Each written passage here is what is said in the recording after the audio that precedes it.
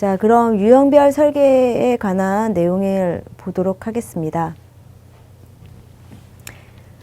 이제 첫 번째로 소공원을 보시겠습니다. 그래서 소공원은 이제 도시계획시설로 지정된 공원으로 도시공원 및 녹지 등에 관한 법에 이제 그 기준을 만족해야 된다라는 거죠. 그래서 이거는 뭐 설치 기준, 유치거리, 규모나 이런 것들 제한 없고 시설 면적이 이제 20% 이하. 그러니까 나머지는 80%가 녹지라고 보시면 되겠는데, 이거는 사실 이제 법적 기준이 이렇고 설계 내용의 구체적인 사항들이 이러한 내용들을 충족하지 않는 경우도 있습니다. 그래서 뭐 그런 경우는 문제를 우선으로 해서 이제 풀어두시고요.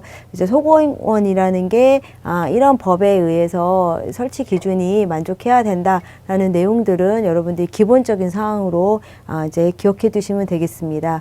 그래서 소공원의 기능은 소규모 토지를 이용을 해서 도시민들한테 휴식과 정서 함양을 도모하기 위해서 설치하는 공원입니다. 그래서 이런 소공원은 이제 크게 두 가지로 나눠지는데, 이게 이제 근린공원과 이제 근린소공원과 도심소공원. 그래서 둘 다 보면 이제 이런 소공원이기 때문에 이제 공통적으로는 면적이나 이런 것들이 제한이 없죠. 그래서 근린소공원은 근린생활권 안에 거주하는 주민들에 의해서 공유되는 이제 정원의 개념으로 소규모 휴식 공간과 어린이들의 이제 놀이 공간, 이렇게 이제 뭐 2개 정도로 구분이 될 수가 있고, 그 다음에 도심 소공원 같은 경우에는 이렇게 광장형의 형태, 그리고 녹지형의 소공원으로 이렇게 구분이 되게 됩니다. 그래서 이거는 도시에 오가는 시민을 대상으로 하기 때문에 주변 지역의 불특정 다수가 이용이 된다라는 내용이 이렇게 있습니다. 자, 그리고 소공원의 공간 구성 같은 경우에는 이제 일단 녹지가 앞에서 보셨듯이 중요하다라고 했기 때문에 이런 이제 식재 등이 도입이 돼야 됩니다. 그래서 용도별로 뭐 이제 휴식 공간 주변에는 뭐 녹음이나 입구 쪽에 뭐 경관이나 요점, 그리고 이런 사유지나 이런 이제 접한 부분에 있어서는 뭐 경계나 차폐나 완충을 적절하게 조절해서 식재를 도입해 주시면 되겠고요. 자, 그리고 운동 공간 같은 경우에는 뭐 조성을 하라라고 하면 이제 다목적 운동 공간의 개념으로 이제 마사토나 이렇게 이제 포장을 해서 다목적으로 이용이 될 수 있게 만들어 주시면 되겠습니다.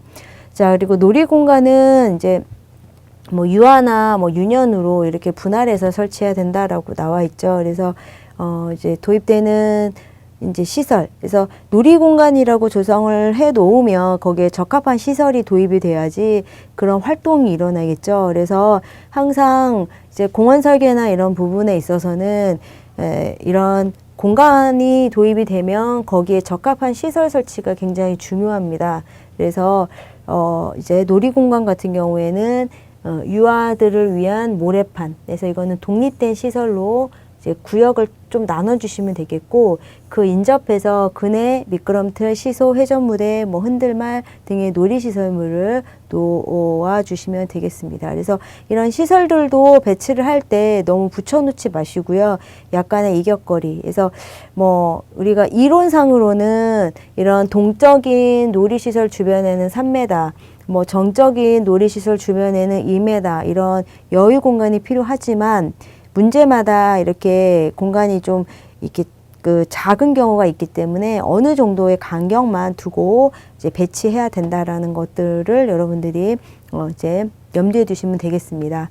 자, 그리고 휴식 공간 같은 경우에는 파고라, 벤치, 휴지통 등의 이제 시설이 도입이 돼야 되고, 그 다음에 편입 공간은 뭐 요즘은 다 이제 뭐 핸드폰이 있기 때문에 그 뭐 전화는 많이 이제 뭐 도입이나 이런 것들을 문제에서 요구하지는 않습니다. 이제 그 대신 화장실 등을 설치하라고 했을 때는 편입 공간이구나라는 것들을 알아두시고, 나중에 개념도를 그릴 때 이제 이렇게 운동, 뭐 놀이, 휴게, 편입, 그래서 화장실은 편입 공간으로 구분해서 이제 기억해 두시면 되겠습니다.